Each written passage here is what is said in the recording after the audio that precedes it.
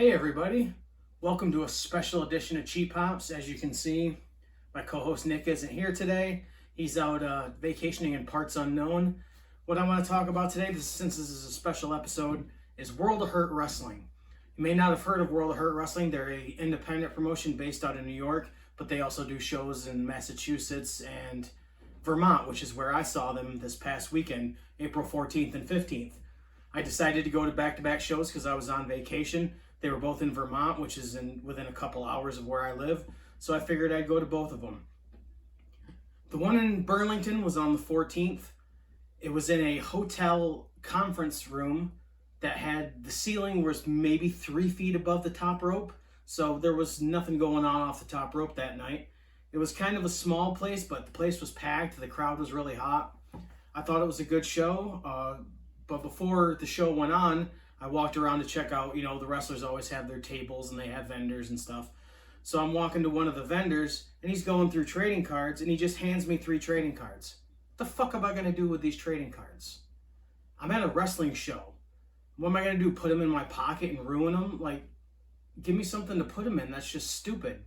Maybe a little kid might like that, but I'm a grown adult. Like, I could have brought them out to my car. Well, they were trading cards that I had anyways, but that just seems kind of stupid to me. The people that have merch at their tables, they're not regular merch at their tables. It's not stuff that you're going to ruin by putting in your pocket. That just struck me as weird. But the show started pretty much on time. I thought it was good. If you've never gone to an indie wrestling show, I would highly recommend it, even if it's at a high school. The one the next day was in the town hall of Brandon, Vermont. That was actually cool. It had a stage where the wrestlers came out and stuff. Go to an indie show. Go to a small show. Support the wrestlers. You may not even know any of these wrestlers. It doesn't matter. Some of these are really good shows, and you get to see people who might end up places. People who might end up on AEW or WWE or AEW Dark or Dark Elevation or Impact, which doesn't get talked about enough. Impact just had a pay-per-view on Sunday, which was really good. The first match was Punk, a guy you may not know, against Justin Rando. It was a good match. Punk is really good at getting the crowd to hate him, shouting insults at people, stuff like that. Rando's a good wrestler. Punk ended up getting the win. I believe he cheated, but I can't really remember. Overall, a good opening match. It was good to get the crowd fired up, with Punk being the heel. The next match was a 3-way elimination match. Jade Hardbody Harlow, Layla Luciano, and Tiara James. I've actually never seen a women's elimination match live. It was a really good match. All 3 of these women are really good wrestlers.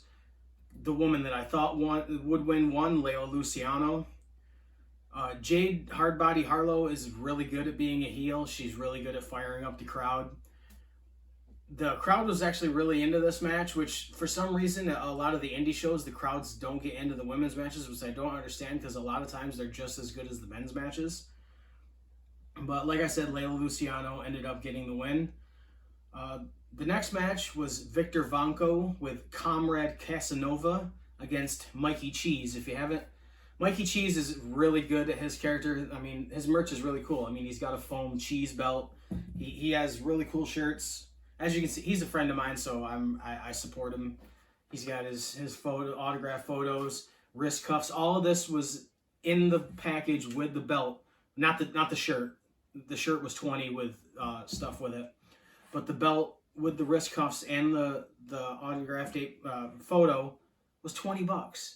He's really good with what he does with his merch, and he treats his fans really well. The kids love him. I mean, he screams cheese all the time.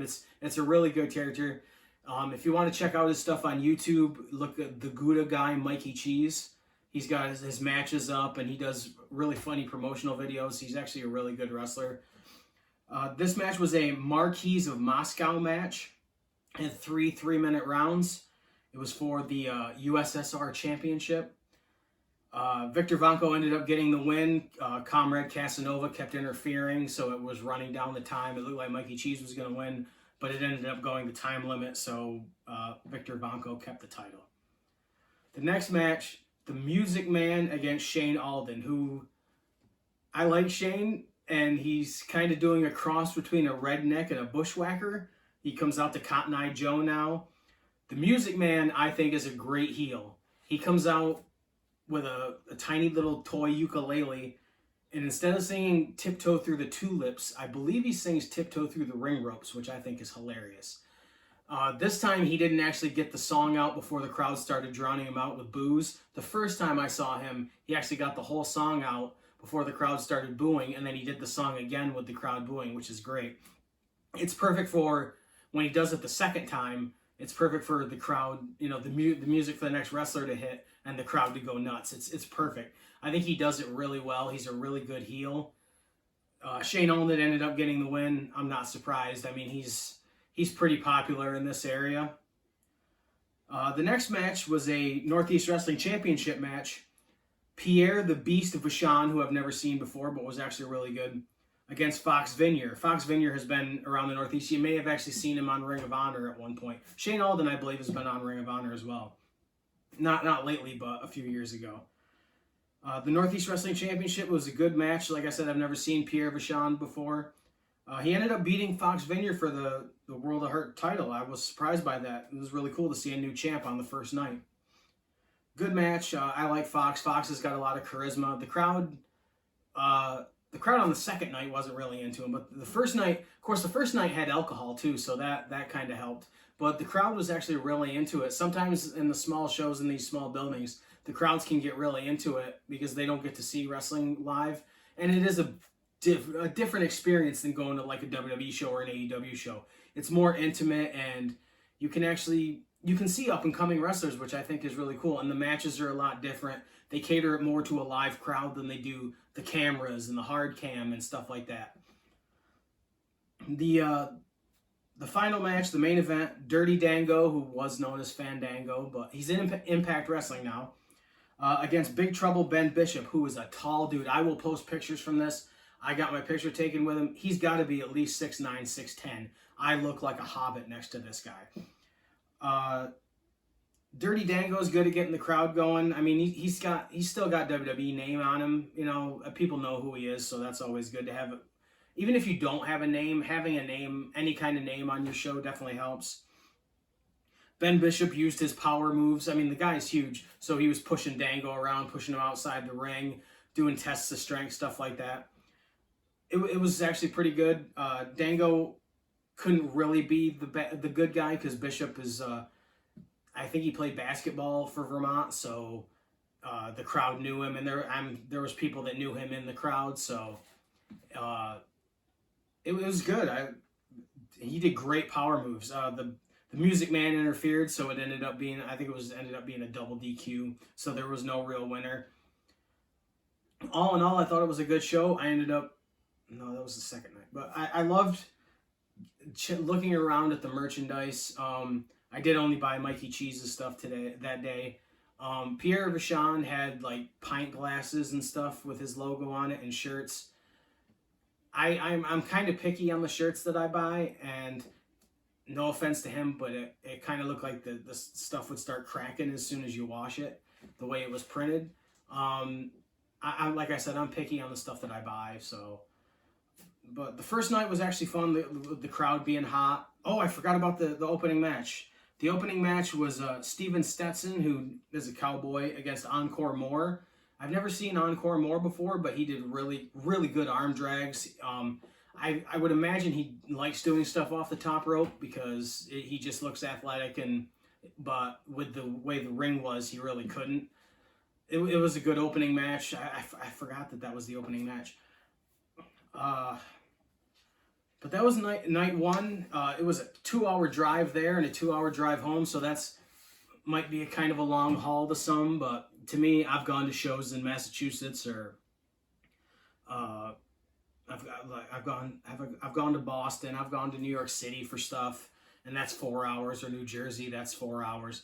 So 2 hours wasn't really anything other than the changing speed limits. I really wish Vermont would pick a speed. It would go from 30 to 50 to back to 30 to 40 to 25. It was ridiculous, but you got to watch out for cops when you're up there because the speed limits do change, and if you're not paying attention, you could be going 50 and a 30. So night two in Brandon, Vermont. On the 15th, the opening match had Viktor Vanko, the Russian, against Dango, which I thought it was kind of weird for Dango to be in the opening match, but then later on, Mikey Cheese happened to inform me that, oh yeah, he had to leave right after because he had to be in Toronto the next day for the Impact Wrestling pay-per-view, which makes a lot of sense. I didn't even think of that. I forgot that he was in a match with Santino Marella and Joe Hendry in a 6-man tag that night, which I watched, which we will review on the next full episode. Oh, I want to talk about this mask. I thought this mask looked really cool, and for $20, I bought it off the World of Hurt merchandise table. It's from Mexico, so I thought it was, I believe it's Psycho Clown, but I'm not totally sure, but I thought it was really cool, so I bought it. There wasn't a lot of merch there. It was a small building. It was a town hall. It looked like there was a stage. It looks like a theater, but it was really, really small. So that you were right up against the ring, which is actually pretty cool a lot of the time. And one thing I want to say is the promoter was really nice to, when I asked what the names of people were, to let me know what they are for these results, because a lot of the times it's really hard to hear the names that are announced because the announcer is trying to say it over the music, and sometimes the music is too loud. So it's really nice when the promoter is nice enough to let you know what the names are, or the ring announcer does, which he did on the first night. Because sometimes it is really hard, and I do want to know who they are. I don't want to just say, oh, well, this guy was in the match too, because it's not fair to the performers, because they do a really good job. Dango ended up winning.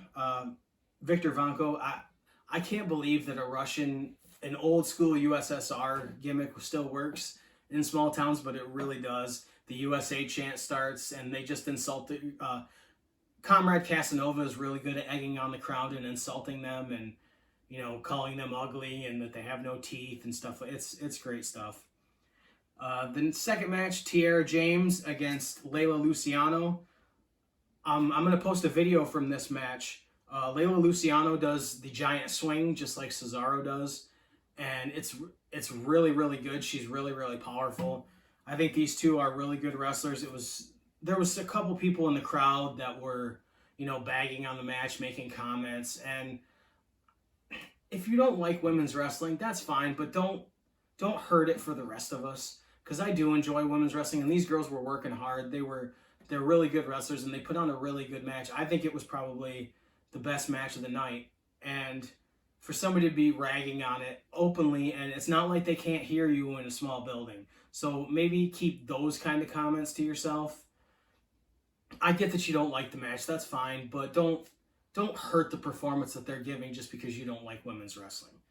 Layla Luciano ended up getting the win, which was actually it was a good match. She won with the giant swing, which was pretty cool. The next match was a 6-man tag. Shane Alden, using the same character as the night before. Rando, who was coming out as a redneck, and then Redneck Randy, who was a staple of this area, against Ricky Williams, Landon Cross, and Jeff Nova. Jeff Nova is one of the guys that I had to ask what his name was. I had seen Landon Cross before, and I knew Ricky Williams because I've seen him wrestle many, many times. I've seen Jeff Nova wrestle. I just didn't know his name, so it was nice to be able to find out. The redneck thing, you wouldn't think, well, depending on where you live and, when you're watching this, Vermont is a lot of farms, and I'm not trying to bag on the people of Vermont, but there's a lot of rednecks in Vermont. There's a lot of rednecks in upstate New York where I live, so I'm not really, but they came out to Cotton Eye Joe, they're wearing the flannel and the camouflage hat and stuff. It really works. Jeff Nova's a great heel. Landon Cross is a good heel. Ricky Williams has been doing a Canada gimmick for a long time. He's a good heel. It was a good 6-man tag. I love 6-man tags at small shows because it really gets a lot of people into it. The guys on the outside can antagonize the crowd. It's really, I like, when they get the clapping to get the crowd into it. It's a really good atmosphere at some of these small shows, and the 6-man tag is a really good way to get it done. Shane Alden, Rando, and Redneck Randy ended up getting the win. The next match was a rematch for the World of Hurt title. Fox Vineyard against Pierre Vachon. New champion. Fox Vineyard ended up regaining the title. I was really surprised by that. It was a good match. Vachon has a lot of good power moves. I was surprised to see him lose it the next day, but I'm sure they weren't expecting a lot of people from the first night to travel to the second one, like I did. As a matter of fact, I didn't see, very many people, if at all, that came to the first show. It was a good match. Fox is really good. He was kind of, I don't want to say playing the heel, but the crowd wasn't as into him as they were on the first night. The crowd was more into Pierre Vachon, both nights actually. It was a good match, and a new champ is always cool. Like I said, I'll post pictures. I took a picture with Fox Vineyard with the title. The next match, Punk against Steve Stetson. Like I said, Punk's really good at getting the crowd riled up. Steven Stetson, the cowboy thing is actually pretty cool. Punk, had a manager I've never seen before, and she was all right. Punk ended up winning with a low blow, which, good thing for a heel to do. Good way to get the crowd, riled up. And the next match, a woman I've never seen before, Luscious Latasha against Jade Hardbody Harlow. Latasha won with a great spinning heel kick. I think the crowd was more into this one than they were the first women's match, which is actually kind of weird to me. But I think the crowd, it was after intermission, so the crowd they had gotten some food, they had walked around a little bit, so there was a little bit of a break, so I think that helped it a little bit. I think Luscious Latasha was great. Like I said, Jade Harlow was always really good. The main event, Mikey Cheese against the Music Man. I'm so glad it was the Music Man. He's a really good heel, and he did the singing thing again, and the crowd was really getting on him. They did not let him get a single note out. He just was doing it, and you couldn't even hear it over the PA. You could hear the ukulele a little bit, but the crowd was booing him like crazy. And you really got to check out Mikey Cheese's videos because he has a really good beat to his entrance music, and it gets the crowd going, and he's very charismatic. I know he's a friend of mine, so I'm putting him over a lot, but he really is good. And if you have a chance here in the Northeast and you get a chance to see him in an indie show, go check him out because like I said, he's got good merch, and he really pays attention to the fans, like, giving out his pictures and stuff like that. And, the crowd really gets with the Cheese character, and his videos are really funny. So it was cool to see him against the Music Man because the Music Man, I think, was the perfect heel for him to play off of. And, the Music Man makes comments and stuff, riles up the crowd during the match. Mikey Cheese got the win, which sent the crowd home happy. It was a really good show. I actually think the second night was better than the first. I don't know why. I would say the quality of the matches was better. I think a lot of it had to do with the maybe the setting because it was smaller, and maybe it was the second night. A lot of these performers had wrestled each other the night before, so the chemistry was a little better. I don't know. But I thought the second night was better than the first. But World of Hurt is that I've gone to World of Hurt for years. I've seen Raven at World of Hurt. I've seen Jimmy Snuka, the Honky Tonk Man, Matt Taven, Mike Bennett, and Maria Kanellis at World of Hurt. There's more that I've seen, but Brutus the Barber Beefcake actually cut Mikey Cheese's hair before he was Mikey Cheese at one of these shows. It's a really good small promotion. I like Northeast Wrestling mainly for the meet and greets, but World of Hurt for the pure experience of it is what I like. And I like traveling to indie shows. I've traveled to Connecticut for indie shows, Massachusetts. To me, it's worth it. Like, traveling to see Impact Wrestling's pay-per-view was fun. Traveling to see AEW's pay-per-view or TV was fun. But the indie shows are more fun to me. Maybe that's just me, but I've got friends that enjoyed it. And my friend Billy went with me. He ended up getting me an Andre the Giant action figure. It sucks that Nick couldn't go, but it was cool to have Billy on night 2 go with me, Nick's brother. And even when I go by myself, it's a fun experience to go to these small shows. So I would encourage you to do it. Front row for this night 2 was, I believe, $25, which is nothing. The prices for the first night were a little bit high for me. Like VIP front row was like $55, and general admission, which is what I got, was $35. That's pretty steep for me, but I wanted to go to both, so I paid it. And but front row for $25, I think that's really, really good, and I had a really good seats, so it was a great time. All in all, it was a great weekend. I'm hoping they'll do more shows this summer, and we'll definitely talk about those. The next show that we do, we'll focus on. I know it's a little late, but it'll focus on WrestleMania. We'll be talking about the Impact Rebellion pay-per-view. I believe Forbidden Door. And there's some movies that I've seen. I don't know if Nick has seen them yet, but I've seen like John Wick and the Super Mario movie that we will definitely talk about. I'm going to have to go see the Super Mario movie again with Nick because we were supposed to do it, but he couldn't do it, and I couldn't wait. So check out World of Hurt if you're in the Northeast. I hope you've enjoyed this episode. It's kind of hard to, without video, it's kind of hard to, remember everything that goes on during the matches. But all in all, it was a really great weekend of shows. I strongly suggest you do it if you're in the Northeast. Go to World of Hurt. Check out their Facebook.